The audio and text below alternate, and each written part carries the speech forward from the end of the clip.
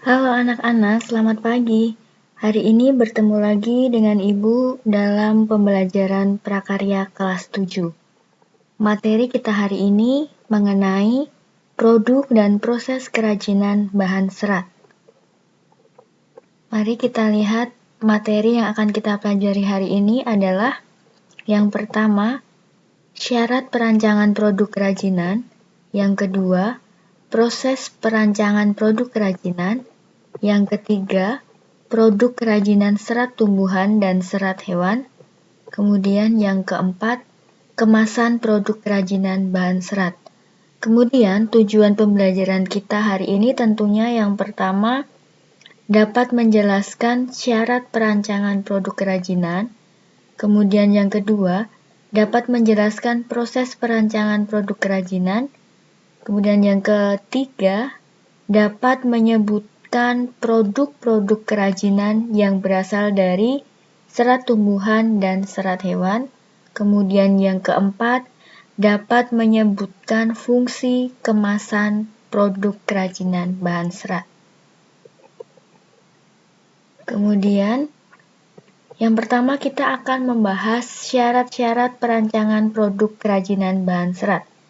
Dalam pembuatan produk kerajinan, sangat diperlukan memahami bagaimana cara membuat produk atau karya yang berkualitas. Caranya adalah dengan yang pertama itu mengetahui syarat-syarat perancangan benda kerajinan. Nah, kita lihat ada berapa syarat. Yang pertama adalah dari segi kegunaan. Yang kedua, kenyamanan. Yang ketiga, keluasan. Yang keempat, keamanan. Yang kelima, keindahan. Kita akan bahas satu-satu. Pertama, kita akan membahas syarat kegunaan.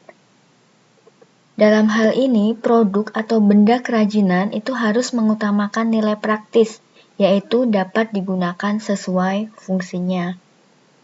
Kemudian syarat yang kedua adalah kenyamanan. Artinya, produk atau benda kerajinan itu harus memberikan kenyamanan bagi pemakainya. Kemudian syarat yang ketiga adalah keluasan. Artinya, produk atau benda kerajinan itu harus memiliki keserasian antara bentuk dan wujud benda dengan nilai gunanya. Kemudian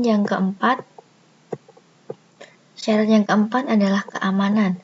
Artinya, produk kerajinan atau benda kerajinan yang dibuat itu harus aman, tidak boleh membahayakan pemakainya.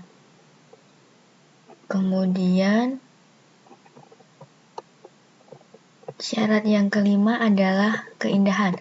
Artinya, produk atau benda kerajinan harus memiliki daya tarik yang lebih dibandingkan dengan benda lainnya, agar orang-orang tertarik untuk membeli atau menggunakannya. Paham ya? Selanjutnya, yang kedua kita akan mempelajari proses perancangan produk kerajinan. Nah, karya atau produk yang baik yang dihasilkan itu tentunya harus melalui proses perancangan yang baik. Oleh sebab itu, kita harus memperhatikan proses perancangan karya kerajinan itu ada apa saja atau urutannya ada apa saja, gitu ya. Ini kita lihat. Kurang lebih ada 8. Yang pertama, jika kita akan membuat kerajinan atau produk kerajinan, maka yang pertama adalah tentukan bahan dan jenis kerajinan yang akan kita buat itu apa. Kalau kita sudah tahu bahan dan jenisnya, yang kedua, mencari ide dari berbagai sumber. Bisa dengan diskusi dengan teman atau bisa mencari dari internet atau sumber-sumber lainnya. Kemudian, setelah mendapatkan ide, buat beberapa sketsa. Mau model yang seperti apa dibuat. Kemudian, karena ada beberapa sketsa, langkah selanjutnya adalah pilih yang terbaik. Yang terbaik itu yang akan dibuat, tentunya dengan berbagai pertimbangan syarat-syarat tadi. Ada kegunaan, kenyamanan, keluasan, keamanan, dan keindahan. Itu ya. Kemudian setelah menentukan yang terbaik, sudah tahu apa yang mau dibuat, bentuknya apa, kemudian siapkan alat dan bahannya. Setelah alat dan bahan lengkap, maka langkah selanjutnya adalah proses pembuatan produk kerajinan tersebut. Kemudian, setelah dibuat dan sudah jadi produknya, maka dilakukan evaluasi. Kira-kira apa yang perlu diperbaiki, mana yang belum rapi, mana yang perlu diberi hiasan atau apapun itu.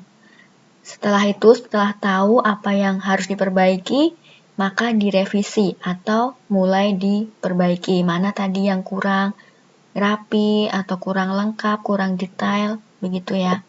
Paham ya? Selanjutnya,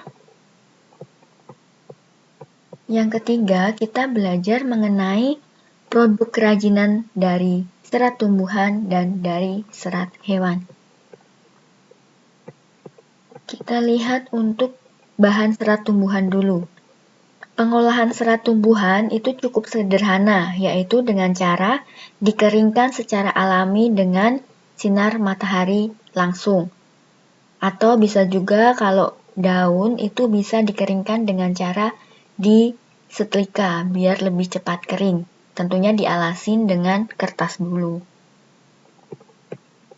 Kemudian, teknik yang digunakan untuk membuat produk bahan serat dari tumbuhan itu biasanya menggunakan teknik anyam, tempel, atau jahit. Ya.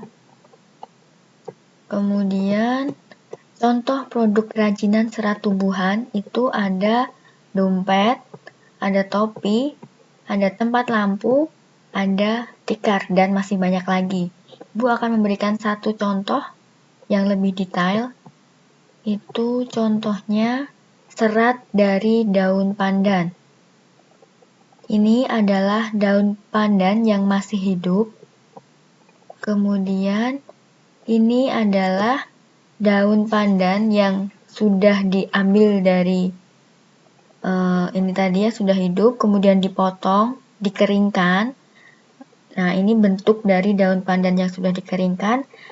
Kemudian setelah diproses itu salah satu produk yang bisa dibuat dari daun pandan ini adalah tas. Bisa juga dibuat tikar, gitu ya. Kemudian, bahan serat hewan. Cara pengolahan bahan serat hewan itu melalui beberapa tahap pengolahan. Yang pertama pencukuran, kemudian pembersihan dengan dicuci, setelah itu pengeringan, kemudian dipintal. Sebenarnya minggu lalu kita sudah belajar ini, cuman Ibu mengingatkan kembali. Kemudian teknik atau produk yang dihasilkan dari bulu itu sering diolah dengan teknik tenun, jahit, dan rajut. Kemudian kita lihat contoh produk kerajinan dari serat hewan. Itu ada syal, ada baju hangat, rompi, ada sepatu, tas, ada topi, kaos kaki, dan lain sebagainya. Satu contoh yang lebih detail itu adalah serat wol dari bulu domba. Ini adalah domba. Ya, bulunya tebal sekali. Kemudian bulunya itu dicukur. Ini adalah contoh dari bulu domba hasil cukuran. Jadi hewannya itu tidak dibunuh ya, tapi bulunya dicukur. Setelah dicukur, dicuci, dikeringkan, dipintal, kemudian jadilah apa ini? Adalah rompi ya. Kemudian bisa juga dibuat yang lainnya. Kemudian yang keempat, kita belajar mengenai kemasan produk kerajinan bahan serat.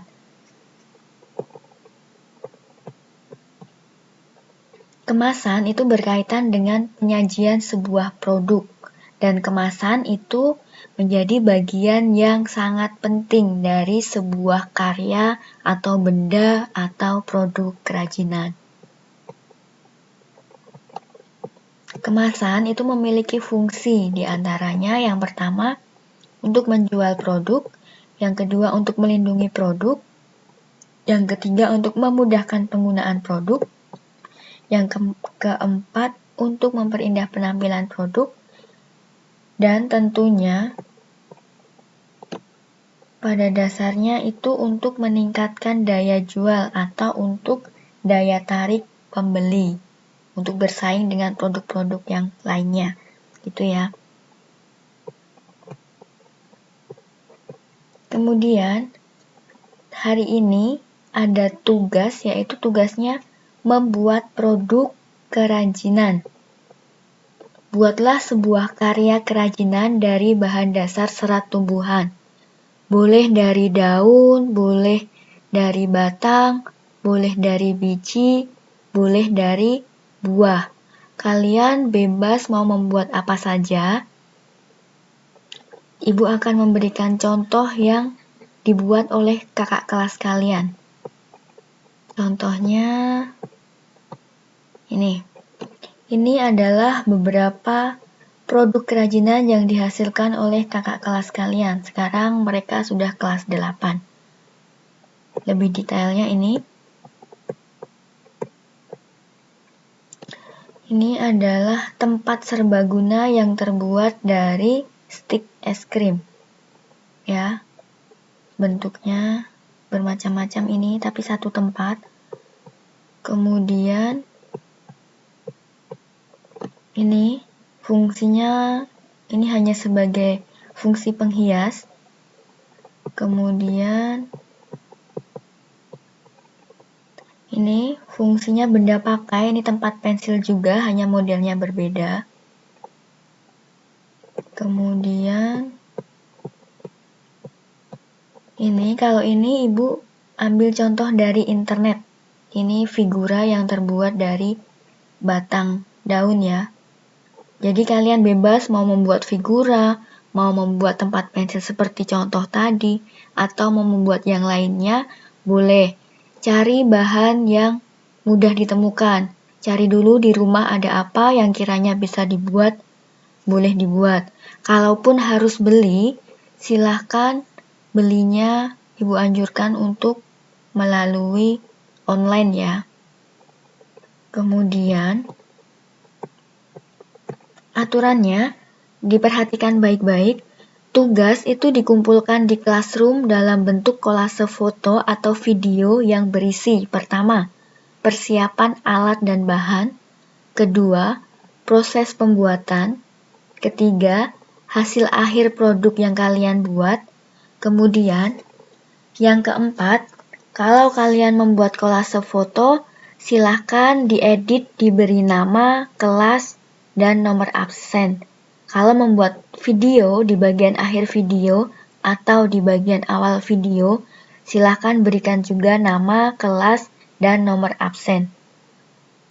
Kemudian, ini foto persiapan, foto proses pembuatan, foto hasil akhir, ini harus ada kalian ya, biar hasilnya itu benar-benar nyata dari proses pembuatan kalian.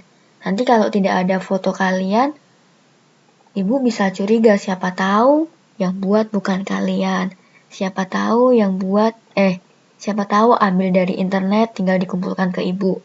Jadi Bu minta semua harus ada foto kalian ya. Kalau ada yang tidak bisa membuat kolase, boleh fotonya dikirim satu-satu. Satu foto persiapan alat bahan, satu foto proses pembuatan, satu foto dari kalian yang membawa produk akhir yang kalian buat. Gitu ya. Kemudian, tugasnya tidak dikumpulkan hari ini. Hari ini kalian cukup memulai berpikir produk apa yang akan kalian buat, atau cari dulu bahan-bahan yang ada di rumah atau di depan rumah kalau ada pohon, tanaman, daun, batang.